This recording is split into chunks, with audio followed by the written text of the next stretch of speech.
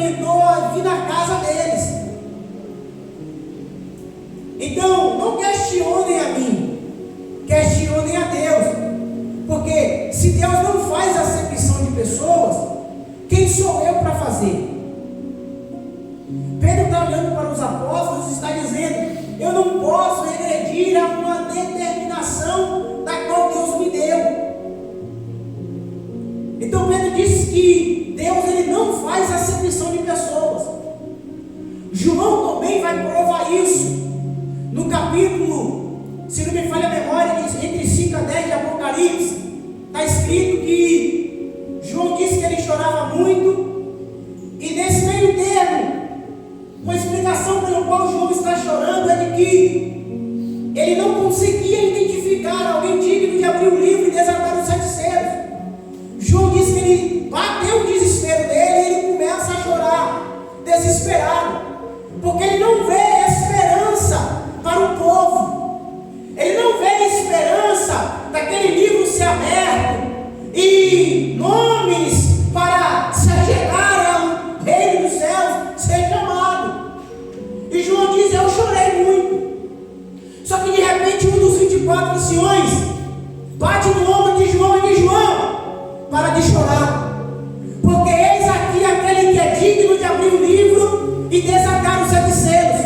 João disse que ele se vira, e quando ele se vira, ele consegue identificar um com forma de cordeiro que foi morto e reviveu e comprou para Deus povo, nação e língua. Quando João disse que comprou para Deus povo, nação e língua, João está dizendo: toda a humanidade está englobada no plano de salvação. Deus não faz acepção de pessoas. Só que a palavra do capítulo 15, irmãos, que Jesus traça esta parábola, e ele traça 3 pontos diferentes um do outro, porém com uma semelhança enorme. Jesus primeiro ele vai falar de 99 de 100 ovelhas, porém uma ovelha ela se afasta do bando, vai para longe, se perde. O pastor destas ovelhas pegam elas, as 99 que restam, deixam presa no redil e volta para o campo, sobe montanhas, desbrava os montes para encontrar a única que se perde. Aleluia!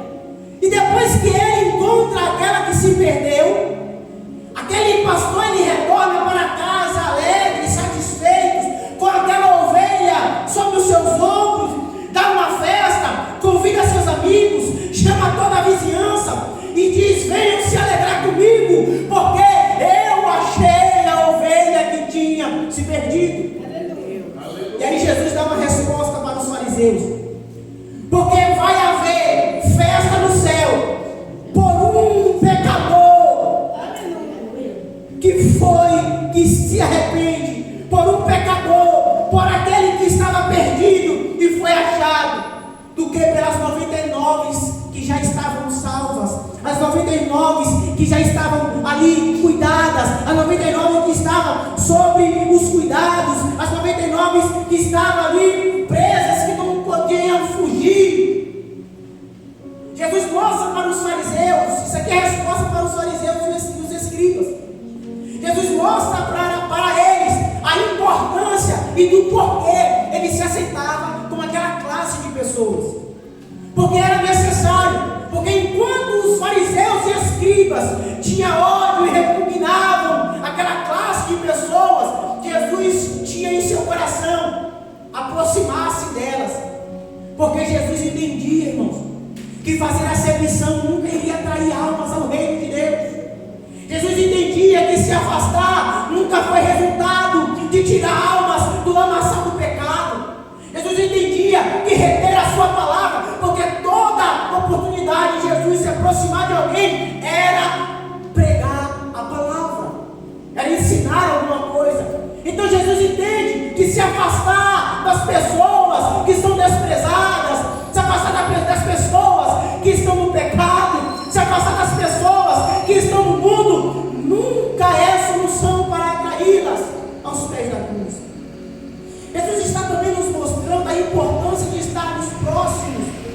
de valorizarmos pessoas que estão desprezadas, pessoas que se sentem sozinhas. E muitas das vezes tem tantas pessoas que se sentem só em nosso meio. E muitas das vezes tem tantas pessoas que se sentem sozinha e está próximo de nós. E Jesus está nos ensinando também nesta palavra que nós precisamos estar atentos.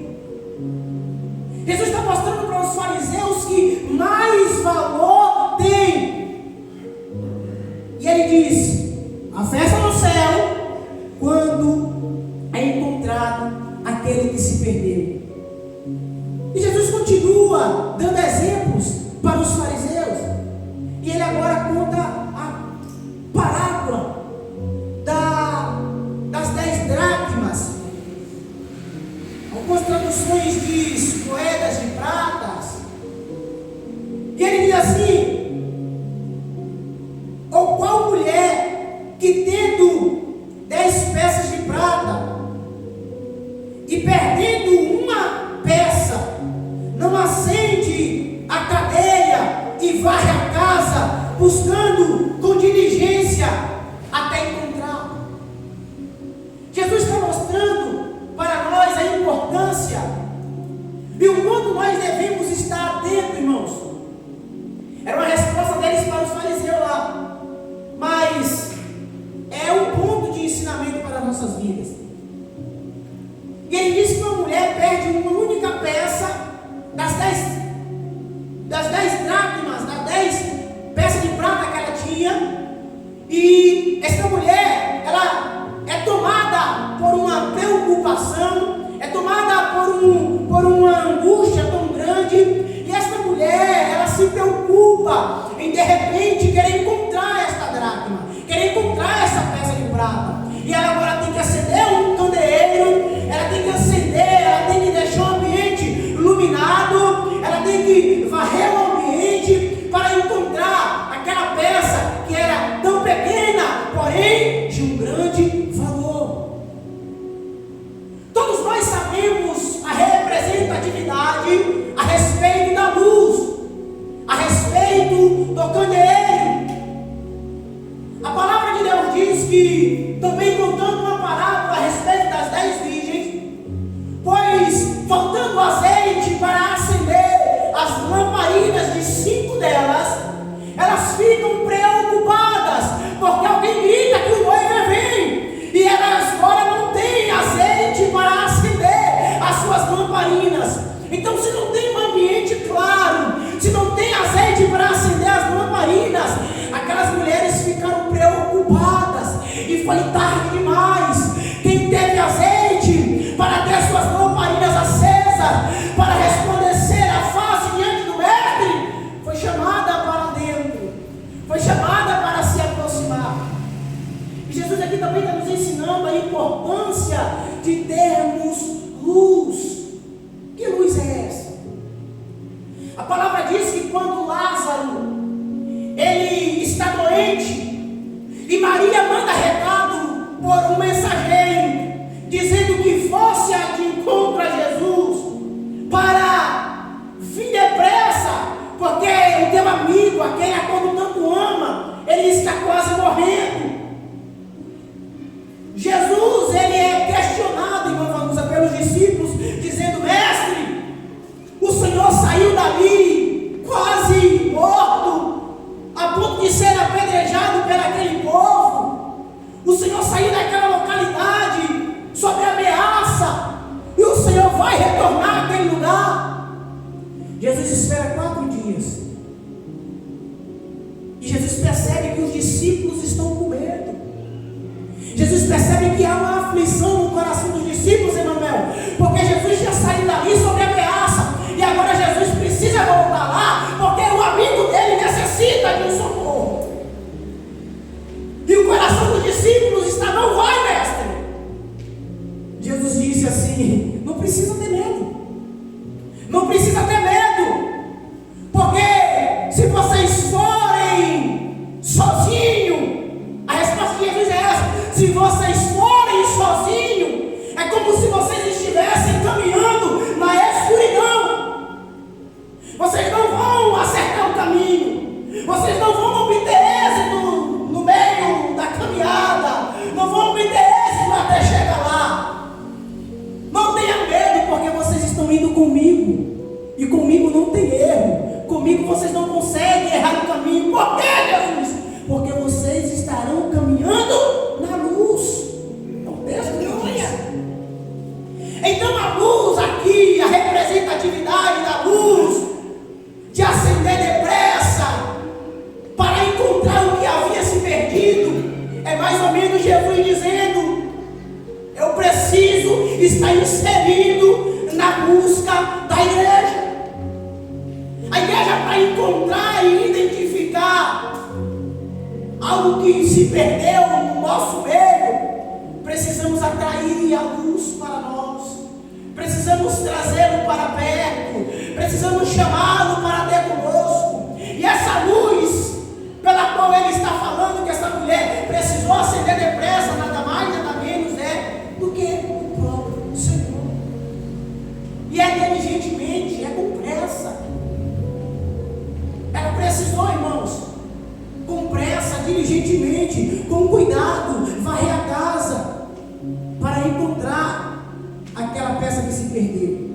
E tendo encontrado, chama as suas amigas e vizinhas, dizendo: alegrai-vos comigo, porque encontrei a peça que havia perdido. Assim vos digo que há alegria na presença dos anjos de Deus por um pecador que se arrepende.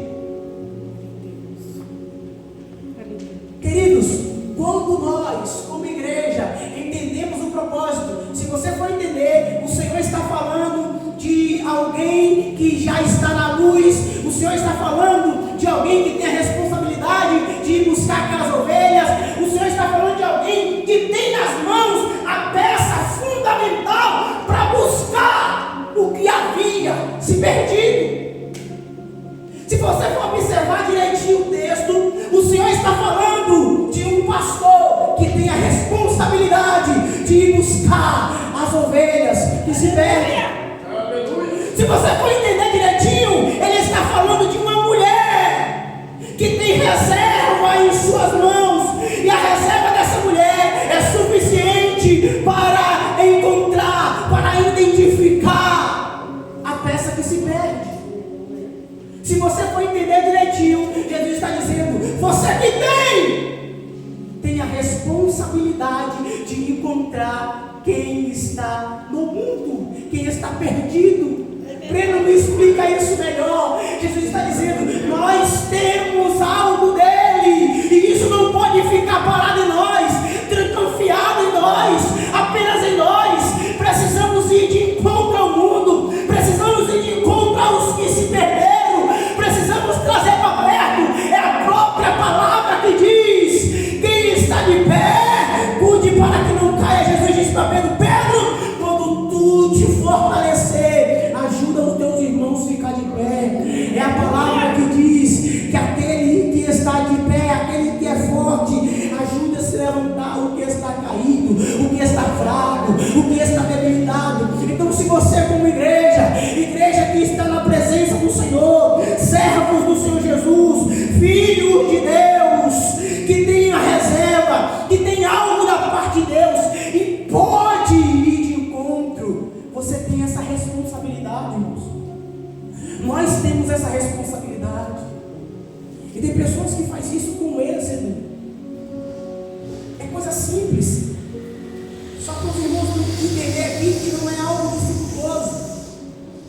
Nós servimos ao Senhor, e às vezes precisamos e devemos e fazemos a diferença por onde andamos. E aí você, Breno, será que isso aqui que eu estou fazendo aqui, eu estou cumprindo, que está em Lucas 15? Eu lá no meu trabalho, eu não faço muita coisa não, mas lá no meu trabalho, eu não escondo minha identidade. Lá no meu trabalho eu falo de Jesus. Lá no meu trabalho eu dou exemplo. Lá no meu trabalho eu dou demonstrações. Você tem algo diferente, e o mundo lá fora precisa identificar isso. O que Jesus está mostrando ali é pessoas que têm capacidade, e a responsabilidade está na mão daqueles que têm a capacidade. Quem tem capacidade de buscar a ovelha que se perdeu? O pastor, sim ou não? Quem tem capacidade de encontrar aquilo que está perdido no escuro? Uma mulher que tem lamparina. E agora nós vamos pular para o terceiro ponto. O ponto chave disso aqui, que eu fiquei maravilhado com isso. Porque ele agora começa a falar de um pai. Um pai que tem 2 filhos. Olha só. Um pai, ele disse, certo homem tinha 2 filhos. E o mais jovem deles disse ao seu pai: Pai, dai-me parte dos meus bens que tenho direito. E ele dividiu-lhe os seus haveres. E poucos dias depois, seu filho mais jovem ajuntou tudo, partiu para uma terra distante e desperdiçou os seus bens com uma vida dissoluta.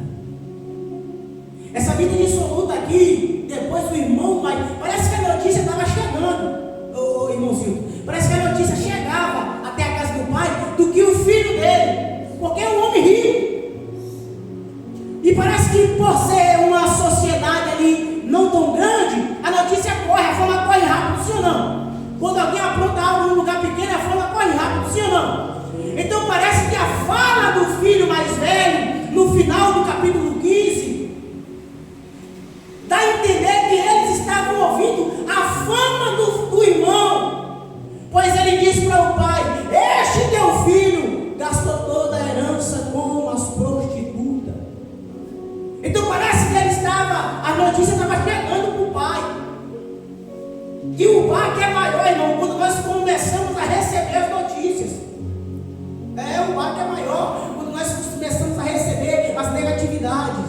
Imagine um pai recebendo as notícias de filho que estão afastados do caminho do Senhor. Seu filho aprontou isso, seu filho aprontou isso. E a tristeza vai invadindo o coração desse pai, a tristeza vai invadindo o coração dessa mãe. E a palavra diz que esse filho gasta tudo. Um belo dia ele foi cuidar de porcos e desejou se alimentar das migalhas, desejou se alimentar da comida dos porcos, desejou se alimentar daquilo que era alimento para um animal, para um bicho imundo. Até o presente momento aqui é considerado. E a palavra diz que mesmo assim ele não era. E foi nesse momento, irmãos, quando ele começou a entender que o mundo é pura ilusão. Porque enquanto ele teve dinheiro para gastar, para farrear, para curtir, enquanto ele teve dinheiro, tinha amigos que batiam no ombro, enquanto ele teve dinheiro para gastar, ele tinha boas companhias, enquanto ele tinha alguma serventia, ele tinha pessoas que o bajulassem. Só que agora ele percebe que nem comida dos porcos ele pode comer. Ele percebe que nem comida dos porcos ele pode comer. E aí ele agora é obrigado a fazer uma reflexão. E ele diz: na casa do meu pai eu tinha fartura, irmão. Na casa do meu pai, os servos dele têm uma vida melhor do que essa minha que eu tenho hoje. Esse filho não está se desconsiderando filho, mas ele está olhando para dentro dele e está dizendo: pelo simples fato de eu me afastar da casa de meu pai, eu estou perdendo. E pessoas que não têm a mesma credencial que a minha, está se maravilhando bem melhor do que eu que sou filho. Porém é um filho que está afastado, é um filho que não está próximo do pai, é um filho que está distante. E por estar distante, por estar afastado, por estar longe, esse filho agora começa a sofrer. Esse filho agora começa a entender que não deveria ter se distanciado do seu pai. E ele começa a dizer: os trabalhadores de meu pai comem melhor do que eu, tem mais fartura do que eu. Porque os servos, irmãos, não têm o mesmo tratamento dos filhos que estão dentro de casa. Jesus, uma bela feita, ele chama os seus discípulos e ele diz assim: olha, vocês não serão mais chamados de servos, mas tem uma condição para vocês não serem mais chamados de servos. Qual a condição, Jesus? A condição para não serem chamados mais de servos é se vocês fazer o que eu mando. E aí fica um questionamento para alguns que não conhecem o texto, mas é um texto bastante lido, irmãos. E às vezes fica um questionamento: mas e se eu fazer o que ele manda? O que é que você tem? Aí Jesus diz assim: se vocês fizerem o que eu mando, vocês não serão mais chamados de servo, meu Pai. De que, Jesus? Serão chamados de amigos. Serão chamados de amigos. Jesus está falando com eles que eles passariam a ser íntimo deles. Provérbios faz declaração a uma amizade fiel. A declaração que Provérbios faz a uma amizade fiel é de como se um irmão nascido da mesma mãe, um irmão de sangue, quando nós achamos um amigo fiel. Então Jesus está olhando para os discípulos e estão dizendo: se vocês fazerem conforme as minhas orientações, conforme aquilo que o Pai determinar, vocês não vão mais ser chamados de servos, e sim de amigo. Porque amigo, servo, não conhece as coisas dos seus senhores. E amigo, Jesus, amigo conhece as coisas dos seus senhores. É por isso que o filho diz assim: os servos da casa do meu pai têm mais abundância que eu. Porque ele é filho, irmãos. Ele é tratado como alguém íntimo, alguém próximo. E ele começa a conjecturar. Este rapaz começa a conjecturar, dizendo: vou me levantar, vou ir para a casa do meu pai, e quando eu me aproximar do meu pai, eu vou dizer: Pai, eu pequei contra o céu, pequei contra ti, já não sou digno de ser chamado teu filho. Está percebendo a expressão do filho? Porque o inimigo, irmãos, todas as vezes que nós nos afastamos do Pai, o que o inimigo coloca na nossa mente é que nós perdemos o direito de sermos chamados de filho. O inimigo começa a mostrar para nós que nós não temos mais o direito ou a oportunidade de o tratar como Pai. E se eu estiver mentindo, alguém pode levantar a mão e me desmentir aqui agora. Ou não é assim? Às vezes quando nós estávamos lá fora, ou estando na presença, cometendo alguma coisa, ficamos tão tristes que nem coragem, não é vontade, é coragem de dobrar os nossos joelhos para pedir perdão ao Pai que nós não temos. É assim, não é? É assim, irmãos. Porque tudo aquilo que cometemos que entristece o coração de Deus, irmãos, a palavra diz que o pecado, ele faz separação. O pecado distancia o homem de Deus. O pecado, ele cria uma barreira. E não é porque o pecado constrói, irmãos. Não é algo físico que constrói essa barreira, irmãos, que constrói o muro, e eu estou de um lado porque peguei, e Jesus está do outro. Não! É porque o inimigo, irmãos, o inimigo de nossas almas, tudo que ele quer entristecer o coração de Deus ao nosso respeito. É por isso que quando nós falhamos, nós damos legalidade para o inimigo, e aí entra no nosso coração algo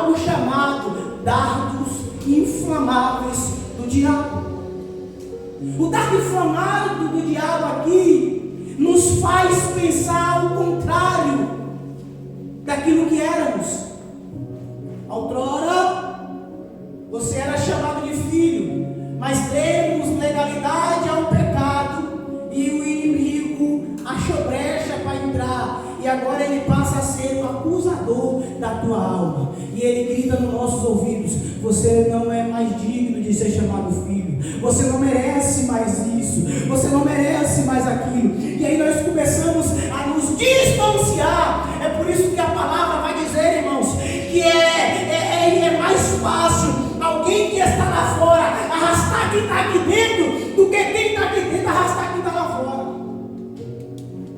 A palavra diz que quando o inimigo ele entra, acha uma casa limpa, adornada, pronta e preparada, porque o Espírito Santo limpou essa casa, expulsou o demônio que estava ali. Ele quer fazer morada naquela casa. Essa casa é o nosso coração, e o Espírito Santo limpou, e Ele está só esperando nós dar um sinal para Ele entrar, e nós acabamos não dando esse sinal para o Espírito Santo. E aí a palavra de Deus diz que aquele espírito maligno, aquele espírito imundo, ele vem, ele entra nessa casa e ele traz com ele mais 7 demônios.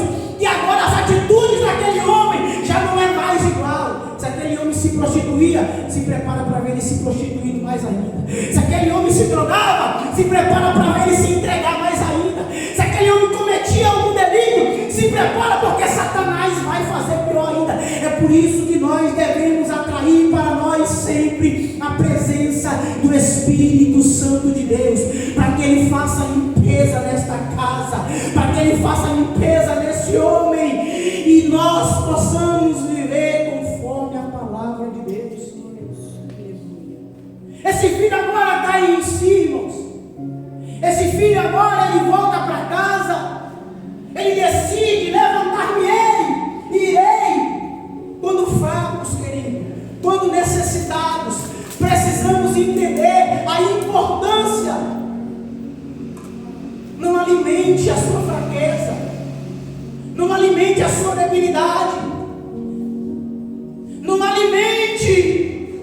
E às vezes nós falamos assim: eu estou fraco, não consigo mais ir naquele lugar, eu estou fraco, não consigo mais caminhar para fulano, eu estou fraco, não consigo mais caminhar para Beltrano. Querido, não alimente a sua fraqueza, busque socorro, vá depressa aos pés do Pai, mas não alimente isso que está dentro de você. Existem pessoas, irmão Vanusa, que não conseguem mais. Tem pessoas que congregavam em um lugar e não conseguem mais ir ali naquele lugar, e pelo simples fato dela não conseguir mais entrar pelas portas, ela alimenta a sua fraqueza, ela alimenta os seus sentimentos. Só que Deus me trouxe aqui para te dizer nesta noite: não alimenta a tua fraqueza,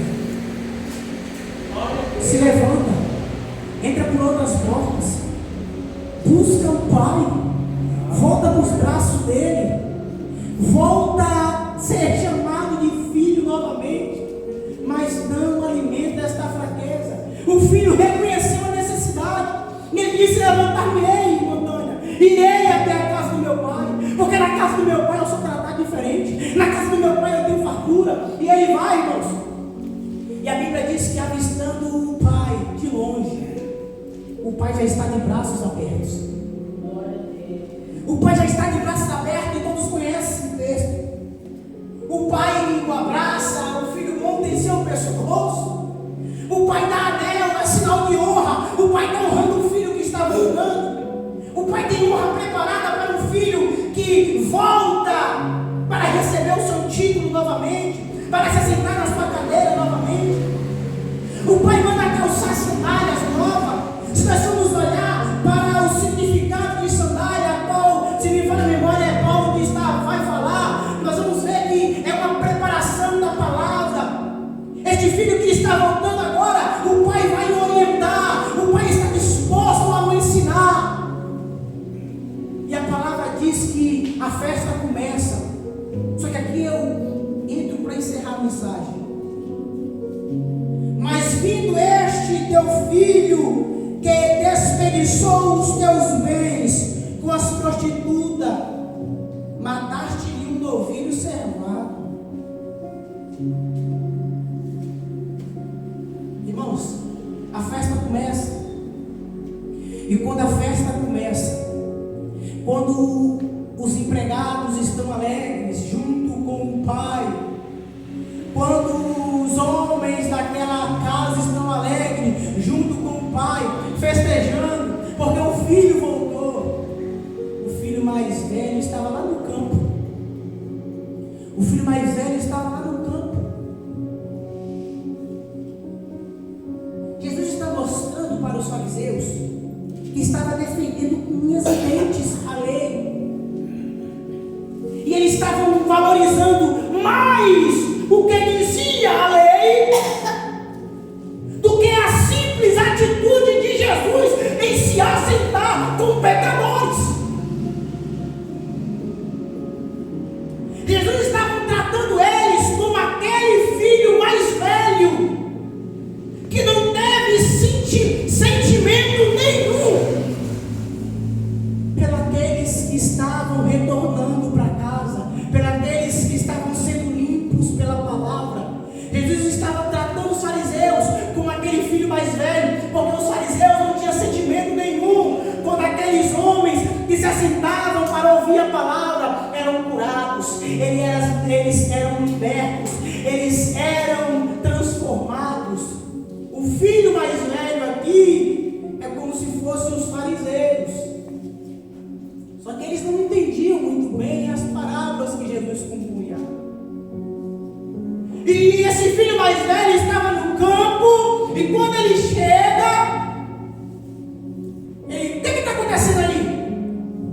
Rapaz, teu pai matou um novilho para o teu irmão que voltou. Imagina o empregado, naquela euforia contando, irmã Manusa. Teu pai matou um novilho para o teu irmão que voltou. Teu irmão voltou, rapaz. Teu irmão está na casa novamente. Teu irmão está aqui conosco, que maravilha.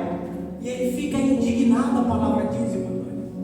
Porque o pai, e quando o pai está saindo, ele diz assim: eu estou há tanto tempo contigo, eu estou há tanto tempo aqui fazendo direitinho, eu nunca transgredi nenhum sequer das tuas ordens, nunca transgredi nenhum mandamento teu. Tudo que o Senhor pediu para que o filho fizesse, eu fiz.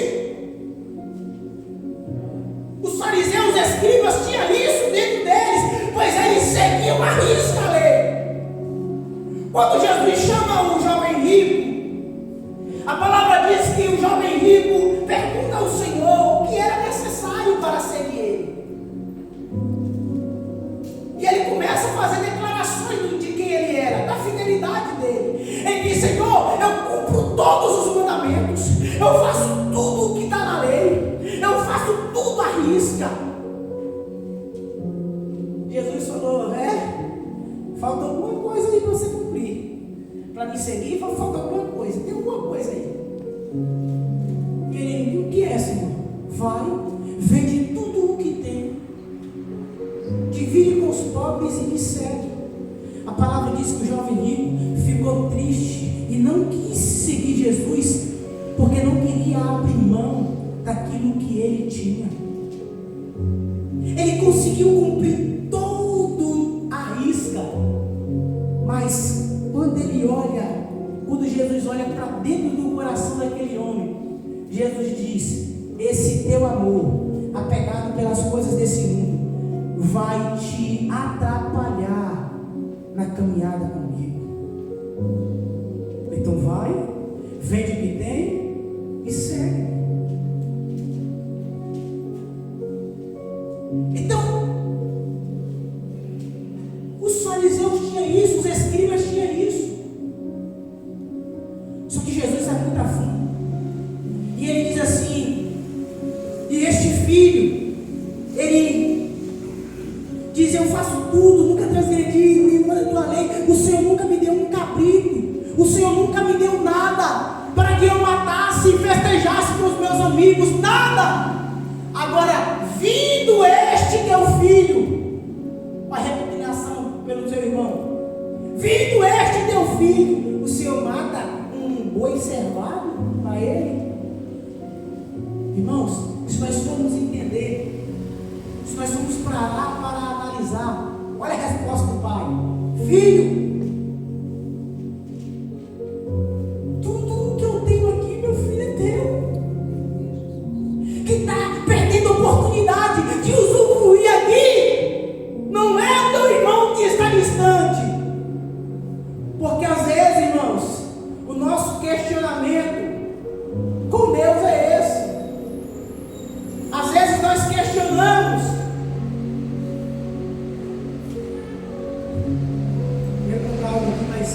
Eu fiquei ansioso.